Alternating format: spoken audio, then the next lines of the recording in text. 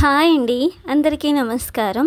ఈరోజు మనం dry fruit laddu, ఆరోగ్యకరమైన డ్రై ఫ్రూట్ లడ్డు ఎలా తయారు చేసుకోవాలో చూద్దాం. ముందుగా దానికి కావాల్సిన డ్రై ఫ్రూట్స్ అండి, బాదం, కిస్మిస్, పిస్తా, sunflower seeds and pumpkin seeds and జీడిపప్పు అండ్ బ్రెజిల్ నట్స్ అండ్ ఖర్జూరం అండ్ నెయ్యి అండి.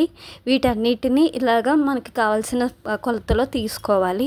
నేను ఇక్కడైతే అన్నీ ఒక 3 స్పూన్స్ తీసుకున్నా. అలాగే వాటి అన్నిటిని చిన్న చిన్న ముక్కలుగా కట్ చేసుకుని పెట్టుకున్న. యాలకులు కూడా యాడ్ చేశానండి. ఈలోపు మనం ఖర్జూరాన్ని చిన్న చిన్న ముక్కలుగా కట్ చేసుకున్న ఖర్జూరాన్ని మిక్సీ జార్లో వేసుకుని, అలాగే అందులోకి మనం యాలకులు కూడా వేద్దామండి. యాలకులు దంచేసి తొక్క తీసేసి వేస్తున్నాను. ఇలా వేసిన మిశ్రమాన్ని బాగా గ్రైండ్ చేసుకోవాలి. సో మెత్తగా గ్రైండ్ చేసుకుని పక్కన పెట్టుకోవాలి. ఇన్ కేసు మీకు కావాలితే అందులో కొంచెం తేనె వేసుకుని కూడా గ్రైండ్ చేసుకోవచ్చు. తర్వాత ఒక ప్యాన్ పెట్టుకుని అందులో ఒక స్పూన్ నెయ్యి అయితే వేసుకుంటున్నాను. ఇక్కడ మేము నెయ్యి తినము అనుకుంటే ఆయిల్ కూడా వేసుకోవచ్చండి. అది కాగిన తర్వాత మనం కట్ చేసుకున్న డ్రై ఫ్రూట్స్ ఉన్నాయి కదండి, వరుసగా వేయించుకోవాలి. ముందైతే సన్ఫ్లవర్ సీడ్స్ అయితే నేను వేయించుకుంటున్నాను. సో మీడియం ఫ్లేమ్లో పెట్టుకొని సన్ఫ్లవర్ సీడ్స్ అయితే వేయించుకుంటున్నాను. ఏ వంటకమైనా అండి మీడియం ఫ్లేమ్లో పెట్టి చేసుకున్న టేస్ట్ అయితే హై ఫ్లేమ్లో పెట్టుకున్న టేస్ట్ కన్నా చాలా బాగుంటుంది. మనం ఆ టైం అయిపోవాలి, గమ్మున అయిపోవాలి హై ఫ్లేమ్లో పెట్టి చేస్తాం. కానీ ఏ వంటకమైనా మీడియం ఫ్లేమ్ లేదా సిమ్లో పెట్టుకుని చేస్తే దాని టేస్ట్ అయితే చాలా బాగుంటుంది. ఇవి వేగిన తర్వాత ఒక ప్లేట్లోకి తీసేసుకొని మళ్ళీ ప్యాన్లోకి కొంచెం ఆయిల్ అయితే వేసుకుంటున్నాను. ఇక్కడ నేనైతే గీ వాడుతున్నానండి, మీకు కావాలితే ఆయిల్తో కూడా చేసుకోవచ్చు. నెక్స్ట్ పంపింగ్ సీడ్స్ కూడా వేసుకుని నేను వేయించుకుంటున్నాను. సో ఇలాగా మీడియం ఫ్లేమ్లో పెట్టుకొని అవి బంగారపు కలర్లో లైట్గా సువాసన వచ్చేంత వరకు వేయించుకుంటే సరిపోతుందండి. ఎందుకంటే ఇక్కడ కలర్ మారడం మనకి కనిపించదు కాబట్టి. సో ఇలాగ కొంచెం కలర్ మారింది, లైట్గా స్మెల్ వస్తుంది. అది స్మెల్ అంటే సువాసన అండి, గుడ్ స్మెల్. సో ఇలాగ వచ్చేంత వరకు వేయించుకుని ఇవి కూడా పక్కన తీసేసుకోవాలి. సో నేను ప్యాన్లో మళ్ళీ నెయ్యి వేసుకుంటున్నానంటే దాని అర్థం ప్యాన్లో నెయ్యి లేదు కాబట్టి అండి. ఒక్కొక్కసారి ముందు వేసిన నెయ్యి ఉండిపోతుంది. ఇప్పుడు నేను బ్రెజిల్ నట్స్ అయితే కట్ చేసుకుని వేసుకుంటున్నానండి. బ్రెజిల్ నట్స్ కూడా ఆరోగ్యానికి చాలా మంచిదండి. రోజుకు ఒక బ్రెజిల్ నట్ తింటే చాలా మంచిదంట. సో చిన్నపిల్లలకి మనం నానబెట్టిస్తే చప్పగా ఉన్నాయని తినరు కదండి. సో ఇలాగ స్వీట్ లడ్డూలాగా తయారు చేసి ఇస్తే రోజుకో లడ్డు తీయగా ఉండి ఇంచక్క తింటారండి. సో అందుకని చిన్నపిల్లలకి ఇలా తయారు చేసి పెట్టండి, ఖచ్చితంగా తింటారు. సో ఇది కూడా వేగిందండి, వేగింది చూపిస్తున్నాను చూడండి. సో వేగిన తర్వాత పక్కన పెట్టేస్తాం. సో అందులోకి నేను జీడిపప్పు, పిస్తా పప్పు వేస్తున్నానండి ఇప్పుడు. సో పిస్తా పప్పు నా దగ్గర ఎంతో లేదండి, అందుకని కొంచెమే తీసుకున్నాను. సో టేస్ట్కి అయితే సరిపోతుంది కదా. సో ఇన్ కేస్ ఎక్కువ ఉంటే మనం ఇంకేస్ వేసుకోవచ్చు. ఇవి కూడా వేయించుకొని పక్కన తీసుకున్నా. సో అందులాగే ఇంకొంచెం స్పూన్లో నెయ్యి వేసుకుని బాదమును అండ్ జీడిపప్పు రెండు కలిపేస్తున్నానండి.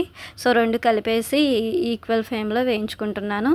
సో అవి కూడా చిన్నగా కట్ చేసుకుని వేయించుకున్నాం. పెద్దగా అయితే చిన్నపిల్లలకి గమ్మున నమ్మలేరు రండి, పెద్దవాళ్ళు కూడా. అలాగే చిన్నగా కట్ చేసుకుంటే ఈజీగా మనం నమిలి తినడానికి బాగుంటుందండి. సో అందుకని ఇంత చిన్నగా కట్ చేశాను. ఇన్ కేస్ మీకు కావాలంటే కొంచెం పెద్దగా అయినా కట్ చేసుకోవచ్చు, చిన్నగా అయినా కట్ చేసుకోవచ్చు.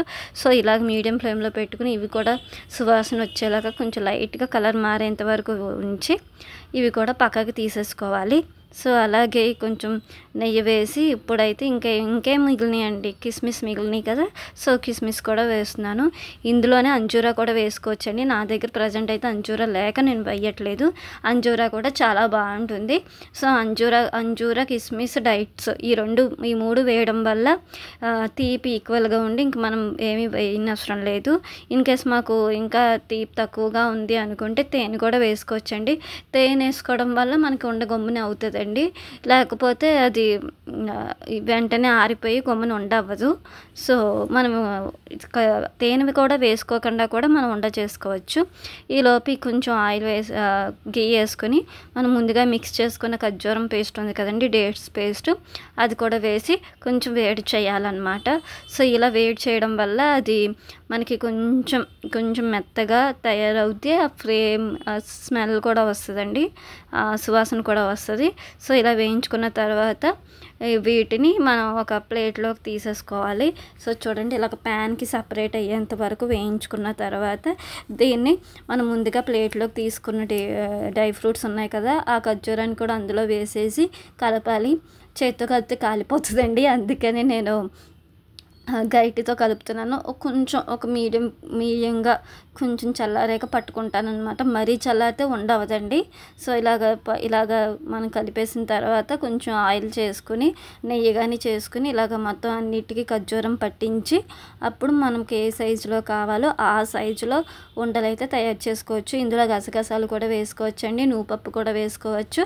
ఇన్ కేసు ఈ రెండు లేకపోయినా టేస్ట్ అయితే బాగుంటుంది. నా దగ్గర అవైలబిలిటీ లేదు కాబట్టి నేను వేయలేదు. మీ దగ్గర ఉంటే వేసుకుని చేసుకోండి.